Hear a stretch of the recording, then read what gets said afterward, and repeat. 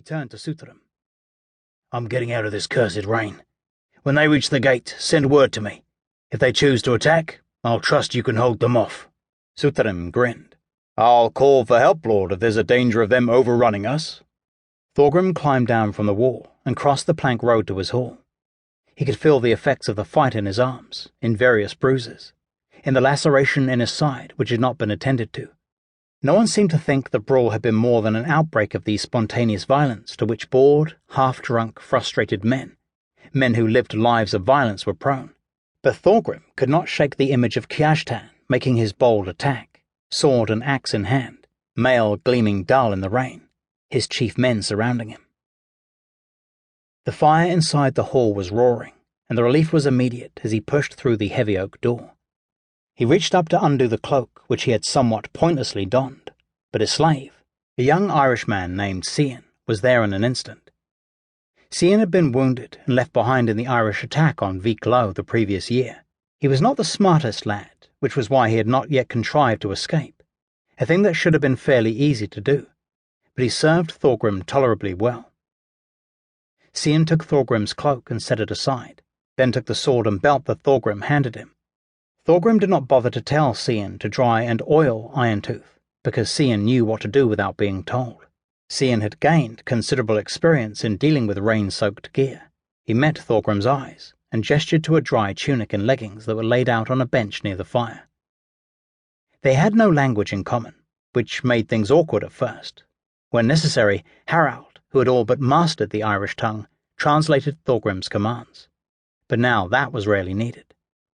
Shaun had learned to anticipate Thorgrim's orders, had come to understand his habits. Thorgrim, in turn, treated Shaun decently, did not beat him or starve him, as some did their slaves, and allowed him to sleep on straw in a corner of the hall. With Shaun's help, Thorgrim stripped off his wet clothing, as wet as if he had leapt into the sea. Shaun sucked in his breath as he saw the bloody wound on Thorgrim's side, the sound a bit more dramatic than was called for, Thorgrim felt. "Agnar," Thorgrim called, "would you please bind this up?" he said, pointing to his side. "I would wish to have it secured before our Irish friends arrive." Agnar stood, took a cursory look at the wound, and then found some bandages and bound them around Thorgrim's side. He did the work quickly and skillfully, and Thorgrim was grateful for that. If the newcomers were the men he thought they were, he did not wish them to know the Norsemen had come close to the point of killing one another. Wound bandaged, Thorgrim dried himself and pulled the new clothes on, which were blessedly warm. It was a luxury to have a shift of clothes, a luxury that Thorgrim had not known since leaving his farm in East Agder. The new garments had belonged to Fasti Magnusson, one of the former leaders of Vik-lo, who had been killed by the Irish before Thorgrim arrived at the Longport. It was Fasti's hall which Bersi now occupied, but Thorgrim had laid claim to the clothes, which fit him admirably. Most of the houseguard were back and seated in the same places they had been before they turned out for the disturbance by the river.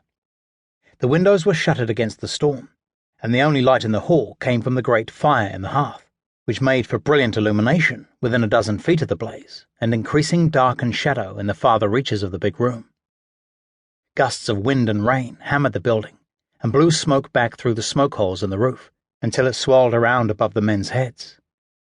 As Thorgrim shifted clothing, Harald stood a few feet away, looking for an opportunity to be helpful. "Did you see the riders, father?" he asked, taking the wet clothes from Shaun. "Are they many?" "A dozen, perhaps, if I don't miss my guess. It's Kevin Mocklugate," Harald offered.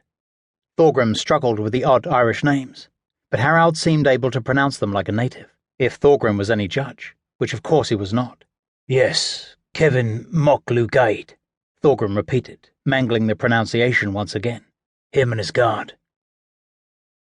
Thorgrim was not worried about the possibility of being wrong in front of Harald.